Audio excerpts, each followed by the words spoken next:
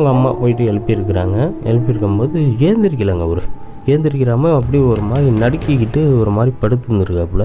எழுப்பி விட்டு கேட்டோன்னா பயங்கரமான ஜுரம் கிட்ட அவரால் ஏந்திரிக்க முடியல. உடம்பு சரியில்லாமா என்னன்னு தெரியல, திடீர்னு இது மாதிரி காய்ச்சல் பயங்கரமா இருக்கு சொன்னோன்னா, சரிப்பா நீ படுத்துக்க, கொஞ்சம் நேரம் கழிச்சு நம்ம ஹாஸ்பிட்டல் போவோம். ஹாஸ்பிட்டல் போயிருக்கிறாங்க, டேப்லெட்லாம் வாங்கி போட்டிருக்காங்க. அப்போயுமே அந்த ஜுரம் கொஞ்சம் கூட நிற்கவே இல்லைங்க. அப்போ எவ்வளோ ஜுரம் இருந்துச்சு அதே மாதிரி கண்டினியூ ஆகிட்டு இருக்கு.